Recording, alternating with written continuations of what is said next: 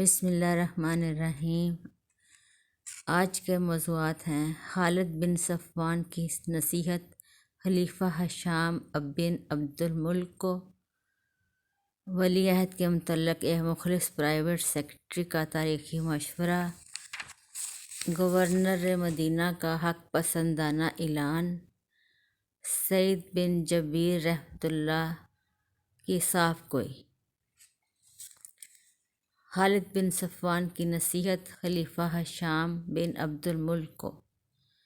خالد بن صفوان کا معمول یہ تھا کہ اول تو وہ بادشاہوں کے پاس جاتے ہی نہ تھے، اور جاتے تھے تو مخلوق خدا اور خود بادشاہ کی بھلائی اور بہتری کے لیے۔ ایک دن وہ ہشام کی خدمت میں گئے۔ اس نے کہا، خالد کوئی اچھی سی بات سناؤ۔ انہوں نے کہا، ایک صاحب اقبال بادشاہ اپنے محلات کی طرف اشارہ کر کے اپنے جلیسوں سے کہنے لگا، یہ کس کے محلات ہیں؟ انہوں نے کہا، حضور کے۔ پھر کہا، یہ فوج کس کی ہے؟ سب نے کہا، حضور کی۔ یہ خزانہ کس کا ہے؟ اور کیا اتنا خزانہ کسی اور کے پاس بھی تھا؟ انہی میں ایک بوڑھا تجربہ کار سچی بات منہ پر سنانے والا بھی تھا۔ اس نے کہا، سب کچھ حضور ہی کا ہے، مگر اتنا فرمائیے، جو کچھ آپ کے پاس ہے، کیا اس میں کبھی کمی نہ آئے گی؟ وہ آپ کے پاس بطور میراث پہنچا ہے یا نہیں؟ اور اسی طرح آپ کے جانشین کو بطور میراث ملنے والا ہے یا نہیں؟ بادشاہ نے کہا، خزانہ میں بے شک کبھی نہ کبھی کمی تو کی توقع ہے، اور خزانہ کیا اور دوسری چیزیں کیا، سب مجھے میراث میں ملی ہیں اور میراث ہی میں جائیں گی۔ اس بوڑھے تجربہ کار نے کہا، پھر ایسی چیز کا کیا غرور جو پہلے آپ کے پیشرو کے پاس تھی تو اس کے ساتھ نہ گئی، اب آپ کے پاس ہے تو آپ کے ساتھ نہ جائے گی، اور کل آپ کے جانشین کو ملے گی تو اسے قبر میں ڈال کر آپ پھر واپس آ جائے گی۔ خلیفہ ہشام پر اس قصہ نے بڑا اثر کیا، اس قدر رویا کہ اس کی داڑھی تر ہو گئی۔ چند روز تک محلات سے باہر نہ نکلا۔ اراکین سلطنت خالد بن صفوان پر بہت ناراض ہوئے کہ تم امیر المومنین کے عیش و آرام میں خلل انداز ہوتے ہو۔ انہوں نے کہا، صرف اس لیے کہ خلق خدا کو ان سے آرام پہنچے مجھے معذور رکھو۔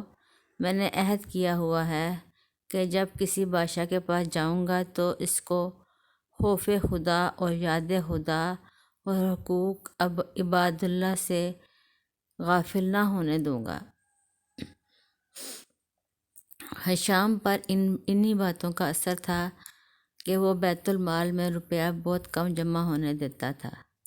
اس کا قول تھا کہ روپیہ جمع کرنے کے لیے نہیں ہے، بلکہ حقداروں کو سب سے پہلے ان کے حقوق پہنچانے چاہیے۔ یہ ہمیشہ خون ریزی کو مقربہ سمجھتا رہا۔ ہشام اپنے بھائی یزید بن عبد الملک کے بعد سن 1005 ہجری میں بادشاہ ہوا۔ 105 میں بادشاہ ہوا ہجری میں۔ ربیع الاخر 125 ہجری میں انتقال کر گیا۔ سن 70 ہجری اور سن 80 ہجری کے درمیان اس کی پیدائش بتائی جاتی ہے۔ ولی عہد کے متعلق ایک مخلص پرائیویٹ سیکرٹری کا تاریخی مشورہ۔ خلیفہ سلیمان بن عبد الملک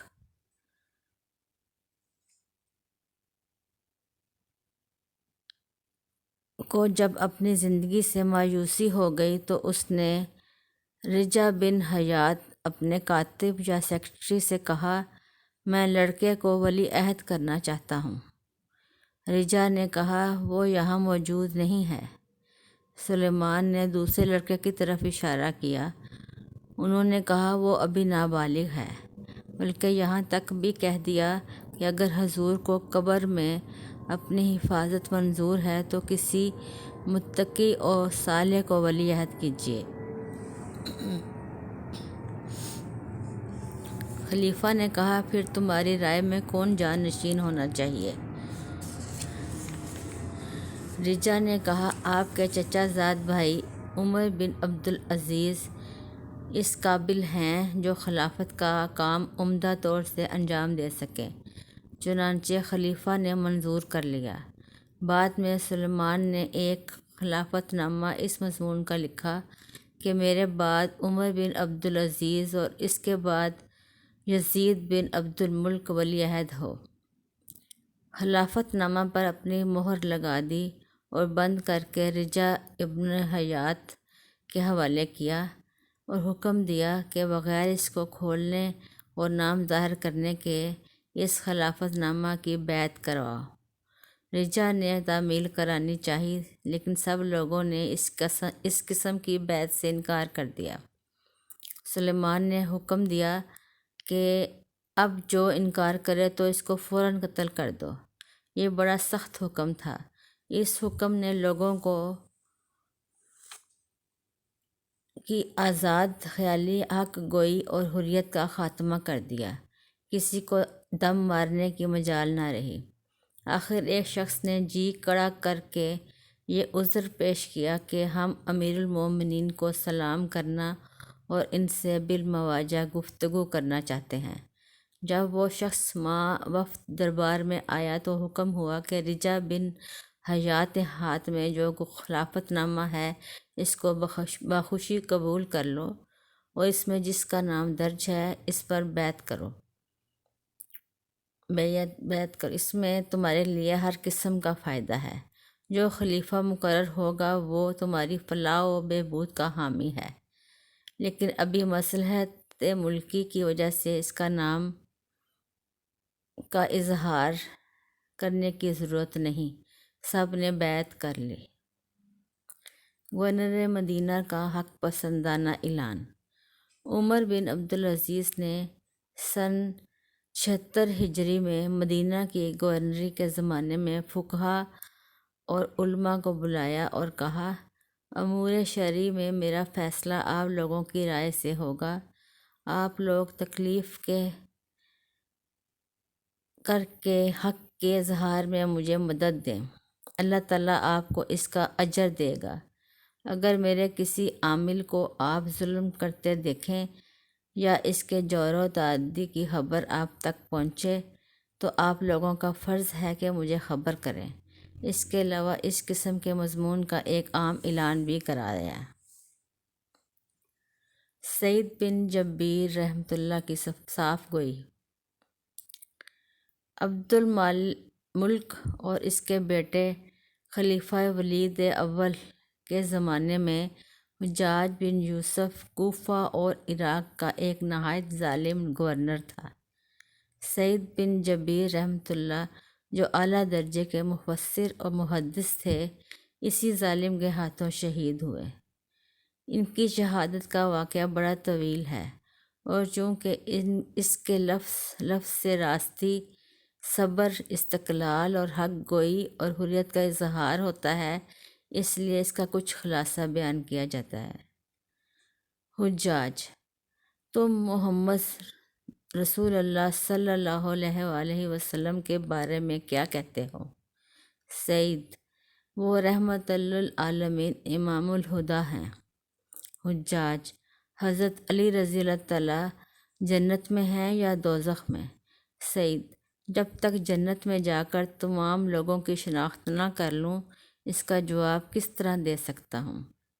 حجاج: تمہارے علم میں سابقہ خلفاء میں کون اچھا تھا اور موجودہ خلیفہ کیسا ہے؟ سعید: وہی اچھا ہے جس نے اللہ اور اس کے رسول صلی اللہ علیہ وسلم کو خوش رکھا۔ حجاج: تمہارے علم میں کس نے اللہ اور اس کے رسول صلی اللہ علیہ وسلم کو خوش رکھا؟ سعید: اس کا علم اللہ تعالیٰ ہی کو ہے اور غیب داں وہی ہے۔ حجاج: جواہرات منگا کر دیکھتے ہو یہ جو جواہرات ہیں؟ سعید: ہاں جواہرات ہیں، اگر یہ قیامت کے عذاب سے بچنے کے لیے جمع کیے گئے ہیں تو خیر، ورنہ اس دن کی گھبراہٹ اور مصیبت سے بچو جب عورت اپنے دودھ پیتے بچے کو فراموش کر دے گی۔ حجاج: بتاؤ میں کس طریقے سے تم کو قتل کروں؟ سعید: جو حیثیت تم اپنے لیے پسند کرو، کیونکہ جس حیثیت سے تم مجھے قتل کرو گے اسی حیثیت سے خود بھی قتل کیے جاؤ گے۔ حجاج: کیا تم معافی کی درخواست کرنا چاہتے ہو؟ سعید: مجھے کوئی ضرورت نہیں ہے، معافی اللہ تعالیٰ ہی کی طرف سے ہے۔ حجاج نے ان کے قتل کا حکم دیا۔ سعید مجلس سے ہنستے ہوئے باہر نکلے۔ حجاج نے پھر بلایا اور کہا، یہ وقت رونے کا ہے یا ہنسنے کا، اور ہنسنے کی وجہ کیا ہے؟ فرمایا، مجھے تیرے تکبر اور اللہ تعالیٰ کے تحمل اور اس کی بے نیازی پر تعجب آیا، آخر اس ظالم نے آپ کو شہید کرا دیا۔